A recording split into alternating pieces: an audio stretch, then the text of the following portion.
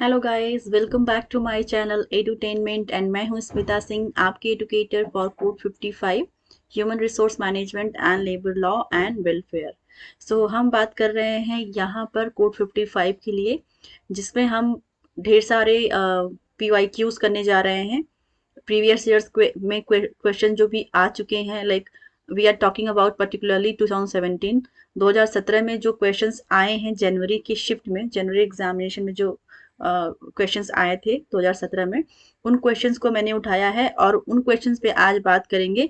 वो क्वेश्चन जिनके बेसिस पे न्यू क्वेश्चंस के फॉर्मेशन होते हैं, और वो क्वेश्चन जो रिपीटेड क्वेश्चंस हैं, जो प्रीवियस ईयर्स में तो पूछे जा चुके ही हैं, अपकमिंग एग्जाम में भी पूछे जाने के चांसेस हैं, राइट। आज मैं आपको दिखा देती हूँ क्या क्या क्वेश्चंस हम करने वाले हैं। Also let me tell you that I have covered unit 1 principles and practices of management.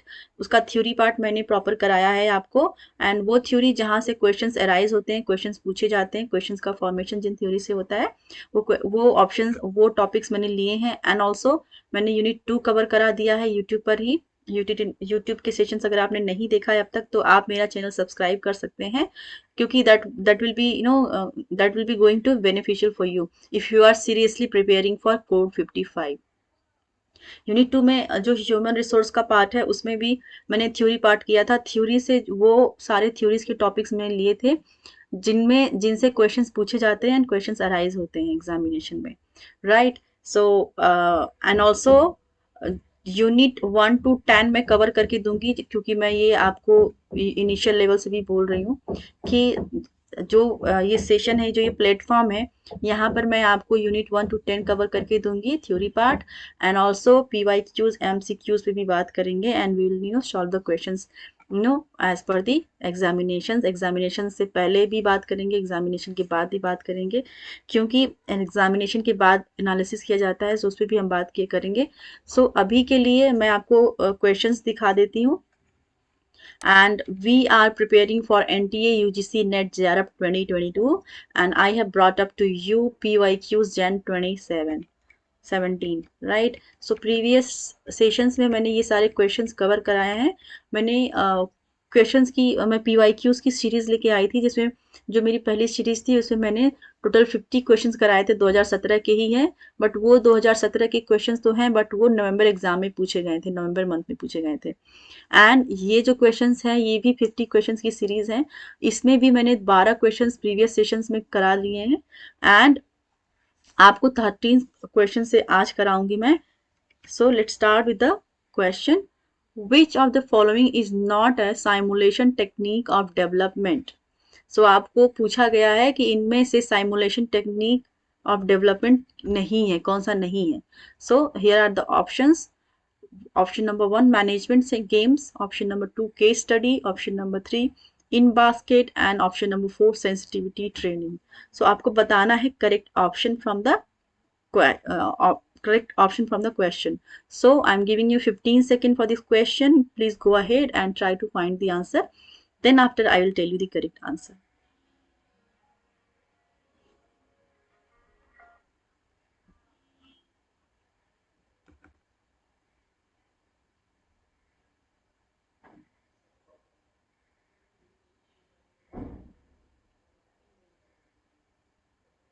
Here the correct answer for this question is option number 4 would be the correct answer for this question, because यहाँ पे not पूछा है।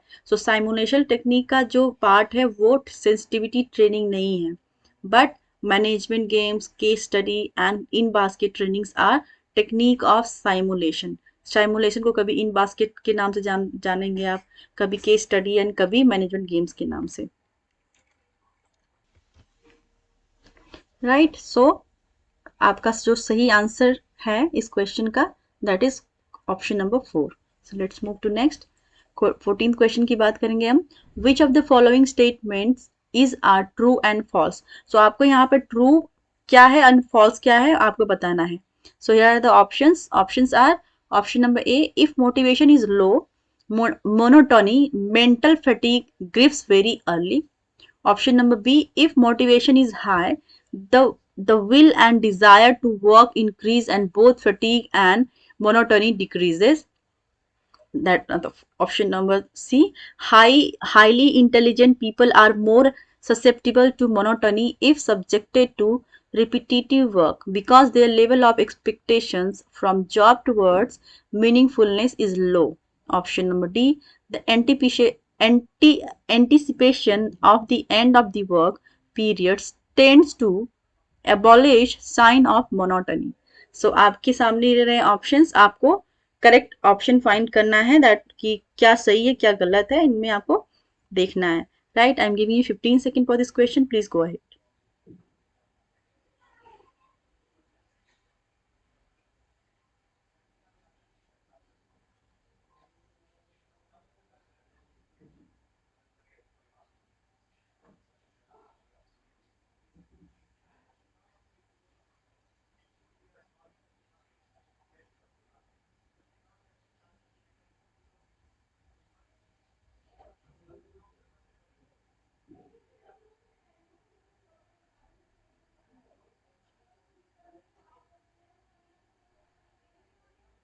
So here the correct option for this question is option number option number third would be the correct answer. A, B, D are true and C is false. So देखेंगे कैसे ये true है and कैसे D, C false है. So देखेंगे if motivation is low, monotony, mental fatigue grips very early. So that is obvious ही बात है कि अगर आपके अंदर मोटिवेशन की कमी होगी तो आप बहुत ज्यादा थका थका फील करेंगे, क्योंकि अगर आप मोटिवेटेड नहीं है तो आप किसी भी काम को देख के पहले ही हार मान जाएंगे, पहले से आप का विलिंगनेस अगर डाउन है, आप मोटिवेटेड नहीं है, तो आप जो भी काम करेंगे आपको लगेगा ठीक है, थोड़ा सा काम करने के बाद भी आपको थकान लगेगी, आपको लगेगा कि नहीं छोड़ देना चाहिए, गिव अप कर देना चाहिए, क्योंकि आपके अंदर मोटिवेशन नहीं है. मोटिवेशन जहाँ पे होता है आपके अंदर वो जुनून होता है काम को खत्म करने का, काम को कंप्लीट करने का, काम को करने का. सो यहाँ पे कह रहा है कि अगर मोटिवेशन ही नहीं रहेगा तो इंसान गिव अप इजिली कर देता है और उसको लगता है कि ठीक है काम हो जाएगा बाद में कर लेंगे, वो बहुत लेजीनेस दिखाएगा. सो इस तरह से that option A is correct, that is true. And option number B क्या कह रहा है, if motivation is high the will and desire to work increases and both fatigue and monotony decreases. That is also correct, क्योंकि यहाँ पे बात करा है कि अगर ऑप्शन नंबर ए में क्या कहा कि अगर मोटिवेशन लो है तो पीपल बहुत लेजी हो जाता है, वो फटीग फील करता है, वो थका थका फील करता है, वो बहुत जल्दी गिव अप कर देता है. That is correct. और ये दूसरे ऑप्शन में क्या कह रहा है कि मोटिवेशन अगर हाई है तो उसका जो काम करने का जो डिजायर होता है, इच्छा होती है, वो बढ़ती है. मोटिवेशन से काम करने की इच्छा बढ़ती है. That is the obvious thing, right. Obviously अगर आप कभी भी बात करेंगे, कभी भी आपने खुद पे देखा होगा कि जब आप मोटिवेटेड रहते हैं बहुत ज्यादा तो आपके अंदर वो जुनून रहता है काम करने का. आपके अंदर थोड़ा बहुत भी अगर आप लेजनेस भी फील करते हैं तो आप उसको हटा देते हैं. लाइक आप मेंटली आप प्रिपेयर्ड रहते हैं कि नहीं ये काम मुझे खत्म करना है क्योंकि इससे मुझे बेनिफिट होने वाला है. या फिर आपके अंदर किसी भी तरह का मोटिवेशन होता है, काम को खत्म करने का जुनून जो होता है, उसमें आपका वो या तो वो मॉनेटरी हो सकता है, पैसे से रिलेटेड हो सकता है मोटिवेशन, या तो आपके मैनेजर ने आपको अप्रिसिएट किया है, तो motivation can be in any form, right. So यहाँ पे दोनों ऑप्शंस करेक्ट है. ऑप्शन नंबर सी देखेंगे, highly intelligent people are more susceptible to monotony if subjected to repetitive work because their level of expectations from job towards meaningfulness is low. यहाँ पर जो last line दिखा है job की, जो there expectations from job towards meaningfulness is लो, ये गलत है. ठीक है, इन्होंने क्वेश्चन जो यहाँ पे ऑप्शन दिया गया है, यहाँ पे इन्होंने बोला है कि इनका जो काम करने का जो उनके अंदर जुनून होता है वो लो होता है, ये गलत बात है, राइट. सो ये फॉल्स हो गया.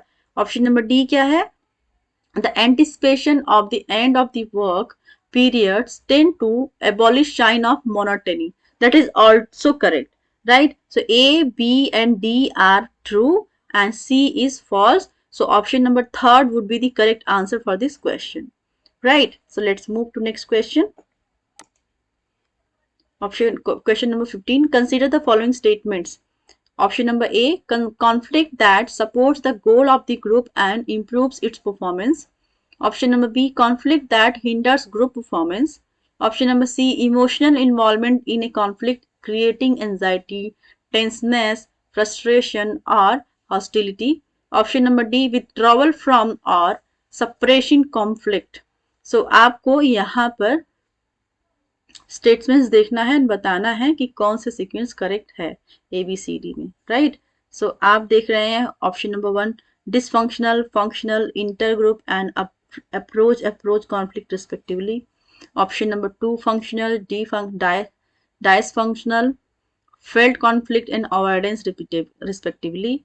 Option number 3, functional, conflict, confrontation strategy, perceived and manifest conflict,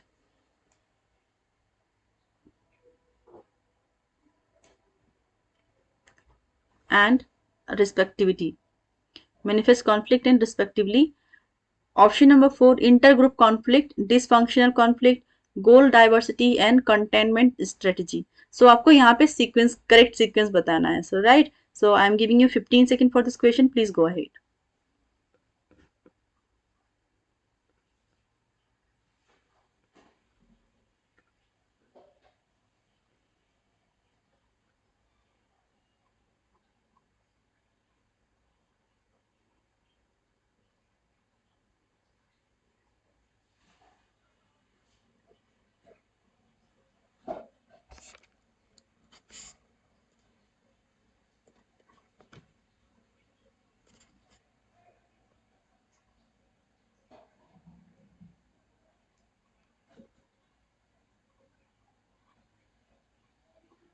So here the correct option for this question is option number 2. यहाँ पे जो करेक्ट सीक्वेंस है वो है फंक्शनल, दूसरा है dysfunctional.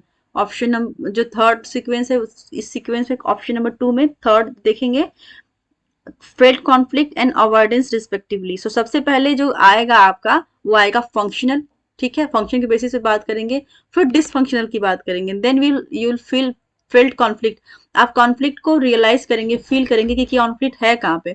And then you avoidance respectively. आप उसको फिर अवॉइड करते हैं कि कॉन्फ्लिक्ट ना हो. सो इस तरह से इसका करेक्ट सीक्वेंस है. Right. So let's move to the next question.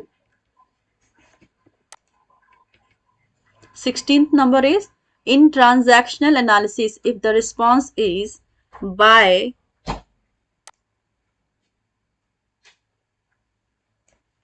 the same ego state as through which the message was received, the transaction is called.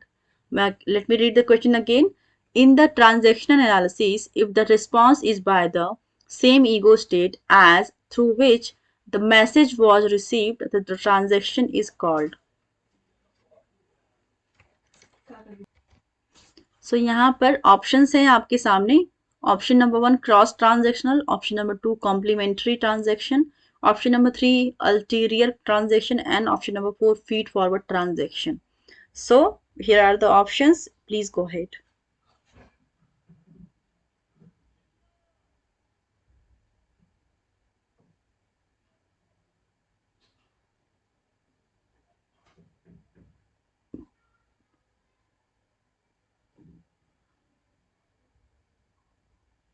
So here the correct option for this question is option number 2 complementary transaction.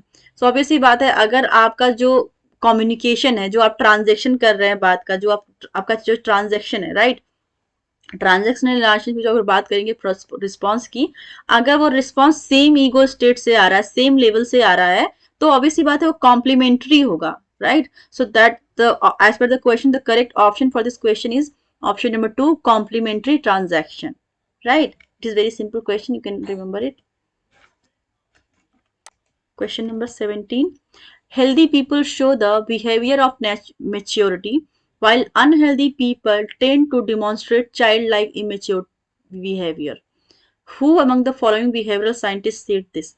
ये बात किसने बोली थी, ये आपको बताना है.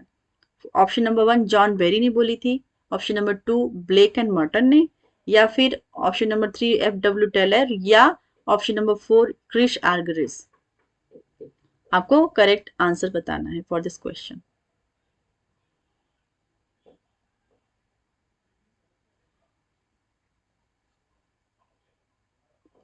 So here the correct answer for this question is option number 4 Chris Argyris. Chris Argyris ने बोला था कि जो मैच्योर पर्सन होते हैं वो हेल्दी पीपल होते हैं, जो मैच्योर पीपल होते हैं, while unhealthy people let me healthy people show the behaviour of maturity. क्या कहते हैं कि जो हेल्दी पीपल होते हैं वो जिनका जो बिहेवियर होता है वो मेच्योर होता है, वो मेच्योरिटी शो करते हैं। अगर कहीं भी कॉन्फ्लिक्ट होता है, कोई भी प्रॉब्लम अराइज होती है, तो उन सिचुएशंस को वो डील जो करते हैं, उसकी जो डीलिंग का जो तरीका होता है वो मेच्योर लेवल पे होता है, ठीक है, वो मेच्योरिटी से उसको डील करते हैं।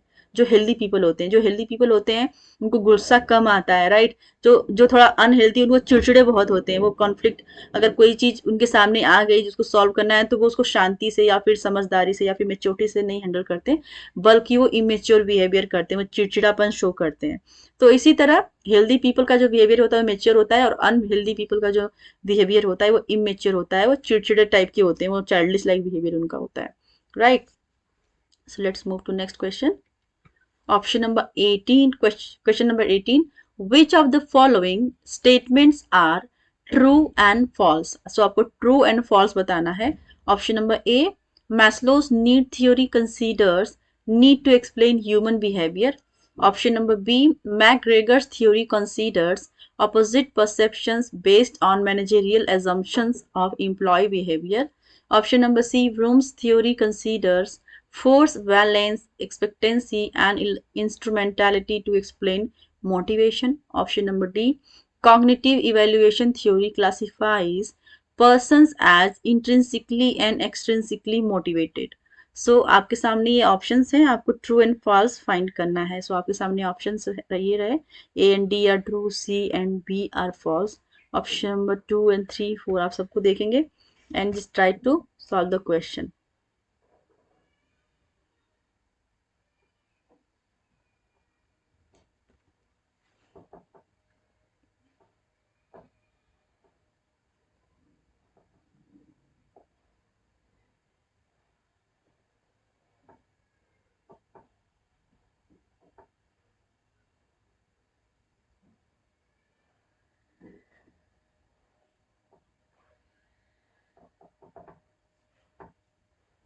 So here the correct option for this question is option number third.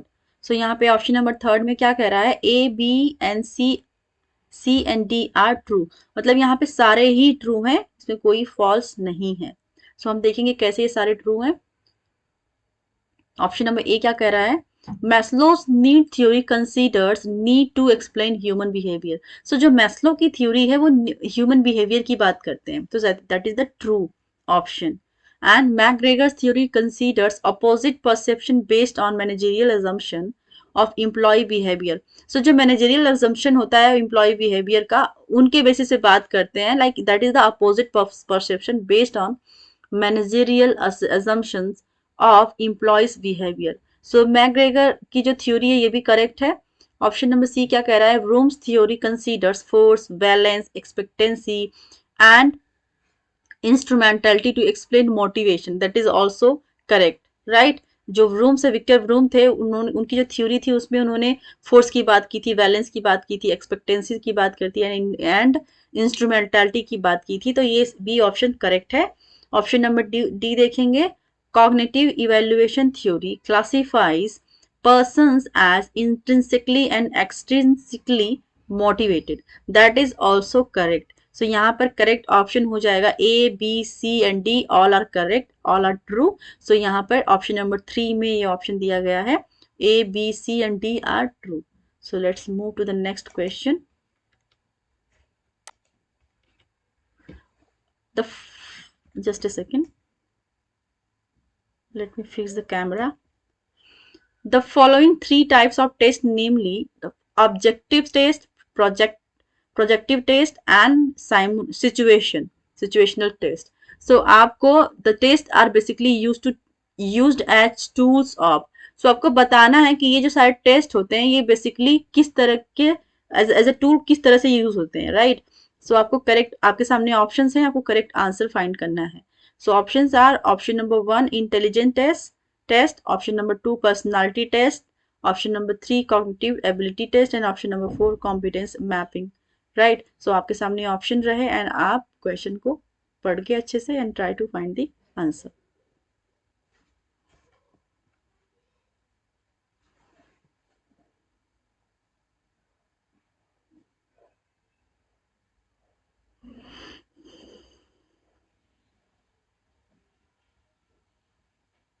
So here the correct answer for this question is option number 2, personality test, right? So जो 3 टाइप की ये टेस्ट है, objective test, projective test and situation test, इनका जो main motto होता है वो होता है पर्सनालिटी टेस्ट का। पर्सनालिटी को टेस्ट करने के लिए ये सारे टेस्ट आते हैं, objective test, projective test and situational test, right? So let's move to the next question. Alarm reaction, stage of resistance and stage of exhaustion are the stages of which of the following syndromes? Let me read the question again. Alarm reaction, stage of resistance and stage of exhaustions are the stages of which of the following syndromes? आपके सामने रहे options. Option number 1, buggy whip syndrome. Option number 2, dissociative identity disorder syndrome. Option number 3, general adaptation syndrome.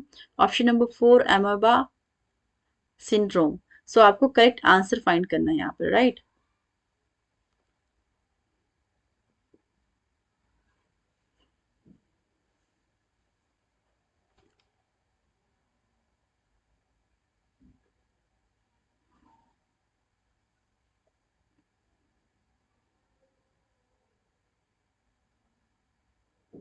So here the correct answer for this question is option number option number 3 would be the correct answer for this question, general adaptation syndrome. So जब जहाँ पे बात कर रहे हैं alarm reaction, stage of resistance and stage of exhaustion की, तो वहां पर सही ऑप्शन हो जाएगा आपका option number C, general adaptation syndrome, right? So इस सेशन के लिए इतना ही। आज हमने total I think total 8 question solve किए, क्योंकि मैं आपको शॉर्ट वीडियोस बना के देती हूँ इसलिए कि ताकि आपका जो इंटरेस्ट है वो बना रहे, राइट? आप, क्योंकि क्या होता है कि जब बहुत ज़्यादा लेंदी वीडियो हो जाता है तो आपका जो रेसिस्टेंस होता है, जो आपका जो रिटेंशन पावर होता है, जो आपका इंटरेस्ट होता है, वो थोड़ा धीरे धीरे खत्म होने लगता है। तो I want that I make short videos in which you know study properly with a full energy and with the whole mind, right? And with the consistent mind, and जहाँ पर आप इधर उधर भटके नहीं, आपका दिमाग एकदम कॉन्स्टेंट है, क्योंकि वीडियोस शॉर्ट बनाती हूँ मैं ताकि आप बोर ना हो, right? So let's end the class here and thank you so much for watching मी। अगर आपने अभी तक मेरा चैनल सब्सक्राइब नहीं किया है तो please subscribe it because it is going to help you, and like and share my videos. Thank you so much for watching me.